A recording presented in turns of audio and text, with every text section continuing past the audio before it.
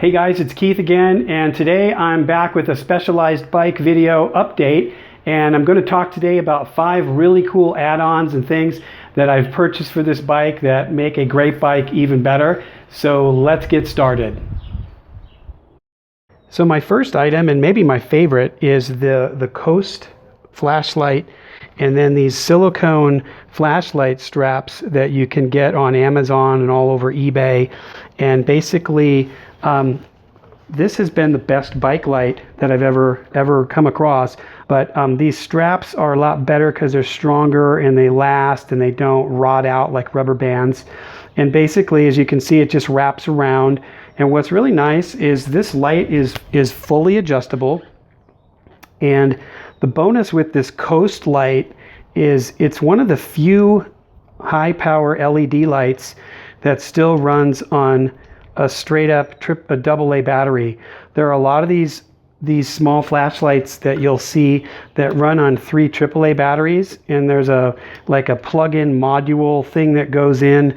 I found that those are not as nice. They're not quite as reliable, and they're more prone to breaking, and you're having to replace 3 batteries instead of 1.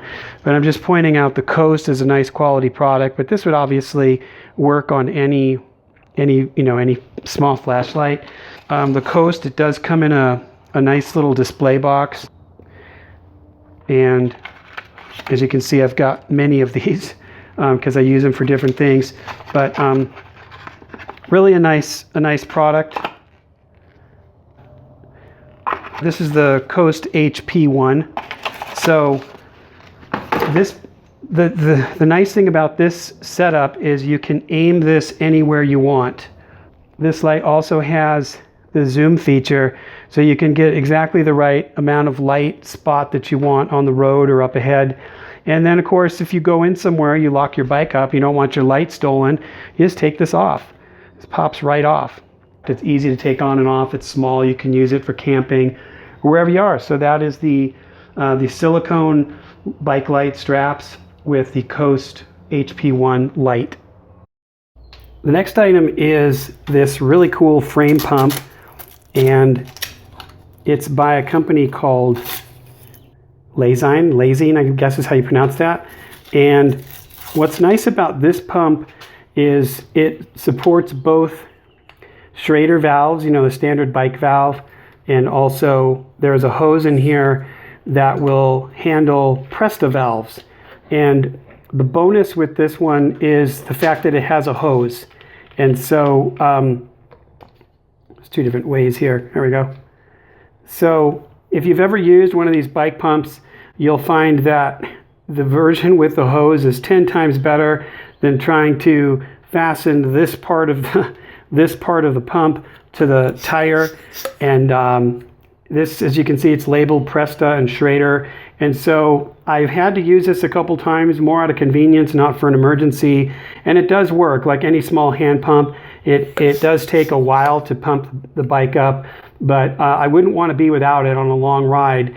And I just love the fact that it has the hose and everything stores away, and it conveniently, attaches to the frame, and it's not giant. And so this is the Sport Drive HP, and I probably will post a link for this in the description box. So the next addition to my bike, and actually the newest one that I've gotten, is these valve adapters. And what this is for people that want to get rid of the Presta valve and have a simple Schrader valve setup. And I've tried some cheap ones, and these are actually really nice. So all this is just an adapter so that you can use a regular bike pump. And I know purists and guys that really like the Presta valves probably don't like this idea, but I have to admit I'm not a fan. After using both on different bikes, I am really not a fan of these Presta valves. I find them more fragile and harder to pump up.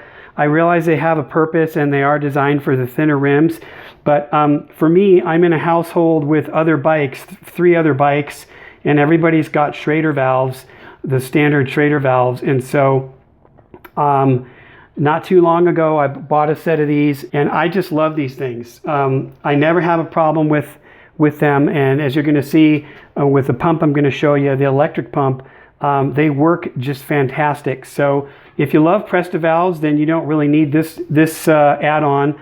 But for me, this was huge. I just found that, you know, week to week pumping up my tires, I just had an easier time with the standard valve, and I can always go back to Presta if I want. I could try to leave a link in the comments for these also. Next up are a couple of packs that I bought, and this one is a frame mounted pack that mounts with straps under the top tube, and then there's a stabilizing strap that goes around the neck. And this one's by Zephyr. I actually did get this at Walmart, and it could very likely be a copy of some of the better brand items, but this is actually a very high quality item. And I want to say it was around 15 bucks, something like that. It has a space for your cell phone here if you're someone that wants your cell phone showing through the plastic, and the touch screen does work through this plastic. And then there's actually a cord hole right here if you want to run a headset or headphones out so you can listen and you can seal up whatever else is in here. It's plenty big for your keys, your wallet, your garage door open, extra pair of sunglasses. I find that even though I don't tend to use this a lot, I find it's a nice addition to the bike. Along with the frame tube pack, I have the standard under the seat pack, and really no brand to worry about on this one. Any will do, and this is a great place to keep emergency stuff. I never actually go in here because I have the pack on the tube. It's more convenient, but as you can see, I keep a spare inner tube. Actually, there's one spare inner tube. There's a patch kit in here, and there's even, if you see this shiny thing back here, that's a CO2 extra CO2 cartridge and a small little CO2 pump.